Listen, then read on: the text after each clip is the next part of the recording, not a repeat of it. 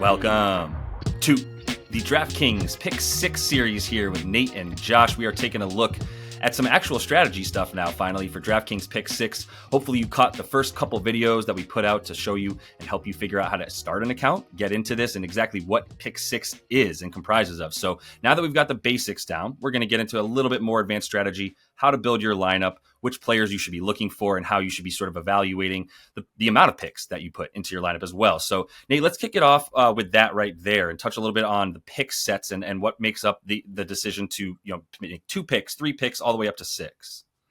Yeah, it all comes down to confidence, right? Which is a good lesson for props and betting lines in general. You kind of want to look at things, think about how things can go wrong, how they could go right, kind of assign an amount of confidence to it. And basically, if you put a numerical number next to it, that's how many picks should go into your pick set.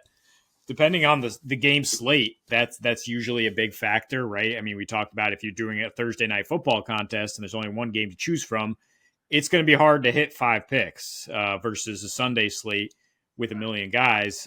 There's many more options to choose from. You could assign a much higher confidence number to that. In the NBA, you got to look at things like how many back-to-backs there are, how many injuries there are, potentials that could go wrong, whether you want to stack 1 or 2 games or what you want to do. Pick6 has kind of leaned into this with one of these promos that they'll throw out there occasionally. Like there's a no-brainer pick promo for contests with 3 picks or less, and they'll basically give you a free pick.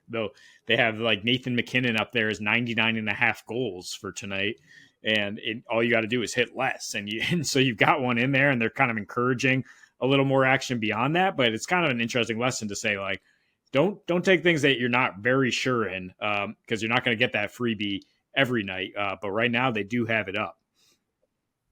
Yeah, I love those things. And you're going to find that pretty consistently, I would say, with these promos, weekly at the very least. You mentioned Nate McKinnon and his 99.5 goals. Probably not going to happen.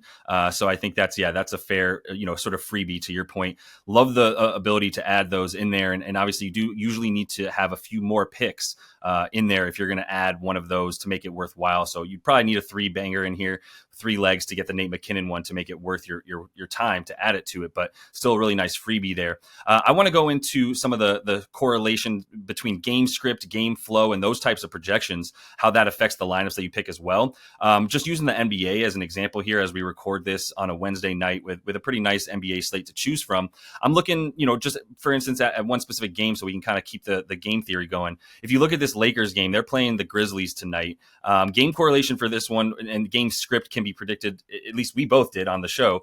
Look at more points in this one, looking at that likelihood that there's a faster pace in this game, that both of these teams are moving up and down a lot more. And thus there's a couple ways to play that. One, I'm scared of too many unders in this game because there's going to be a lot of possession. So there's going to be more opportunities for guys to pick up stats, whether it's more rebounds because there's more shots, more made shots and points because they're taking more. But the volume is going to be high in games like this. And if you want to lean into that theory, it's the best way to make sure that your lineup is standing out a little bit is go for those, really take a theory and a stance on a projection that you have for the game as a whole. And then you can sort of add in the player props accordingly, right? Like the best minds in this who are coming up with projections for NBA and any other sport, they're looking at things through the lens of how am I assigning each player essentially an amount of points they think that they can score to get up to that total, right? So if we have like a 235 point total in this game, then you know that the props are going to be a little bit higher for these guys because they're projecting more points.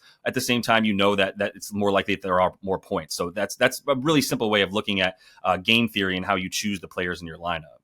Yeah, but at the same time, if you really want to go for gold, go for the 5 for 5 and get a huge payout, you might want to fade that type of public perception.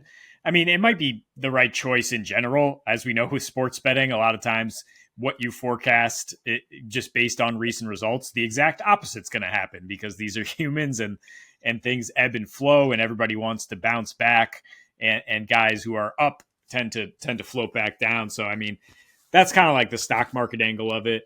But as far as going in a peer-to-peer contest like Pick6, what we're talking about, you kind of have to get in the head of your opponents, which is just other people, which is fading the public. That's something that's extremely valuable in NFL betting when you have the Yeah. smaller sample size. So if you talk about NFL props, you say like this guy who went for 100 yards in two weeks in a row, like I'm just going to take the under here because I see something in the matchup, or just because I think he's coming back down to earth. And basketball is another prime example of that. Like I don't think Anthony Edwards is going to score 30 plus every single night out there. Like at some point he's going to go cold. I'm going to pick that spot and take the under. And then that gives you that extra edge in terms of, DFS players are very familiar with this. If you go with somebody that's unexpected, you have a much better chance of getting to the top of that leaderboard. But at the same time, yeah, it's not a huge risk to necessarily think about fading your own priors and your own public perception, because that's what it takes sometimes to pick props correctly.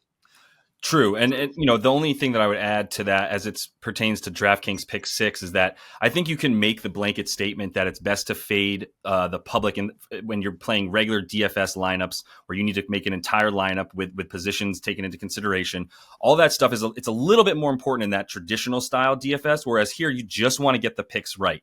That said, if you are taking a pick that is popular, such as over for Anthony Davis points, because he's the league leader in points right now in the NBA, most people are probably taking that, which means you're not getting much of an edge on them. So while it's more important to win, if you're looking to win a little bit more, you've got to be a little bit riskier with your play and take more of a dark horse to get his props rather than the more popular players.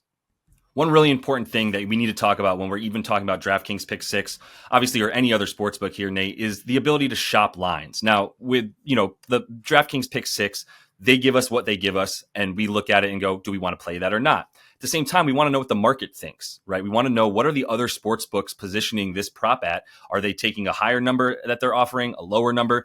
And while we're not necessarily going to go play that number on a different book because we want to play with DraftKings Pick6, at least we know if the offer from DraftKings Pick6 is worth it. So using the NFL real quick, and you can see right here, I have the NFL props finder tool up that's on thelines.com. You can go ahead and find that really easily on the site and use it to search these player prop lines that you have available to you. So for instance, if we're looking at what's available right now in the NFL, it's going to be Thursday night football. So there's just going to be the one game between the Commanders and the Eagles. If I'm looking at Jalen Hurts and his passing yards, the offer on this on DraftKings Pick6 is 223.5 yards. I'd like to know what the rest of the market and the other sports books think Jalen Hurts passing yards should be at. So I'm putting him into this prop finder tool to compare his number on the other books to what it is here.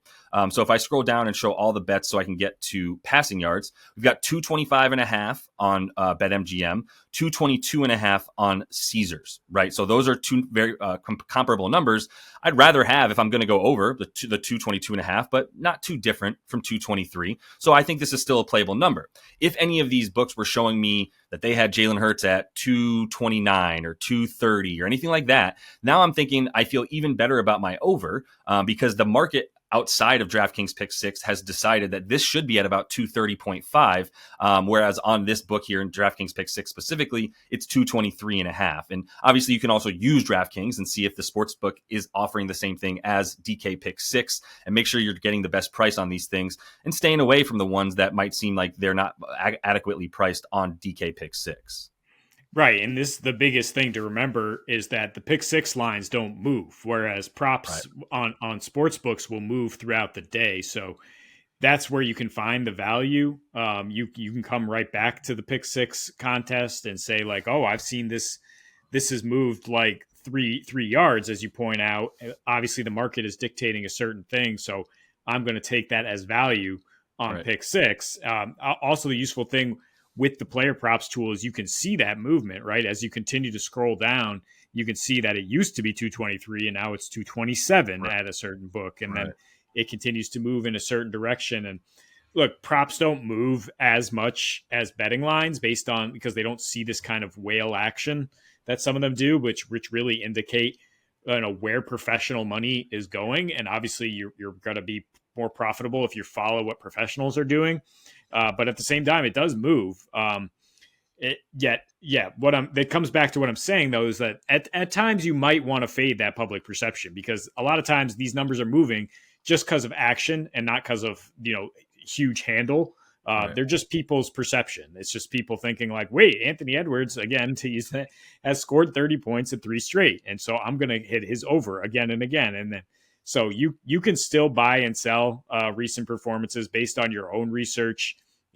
There's lots of advanced statistics to look at. There's lots of matchup data, and there's our daily podcast on NBA player props for one, which is we've hit at a good 60% clip throughout the past couple seasons. So we try to identify those spots and when to buy, when to sell on guys, and that can be applied right to your pick six contests.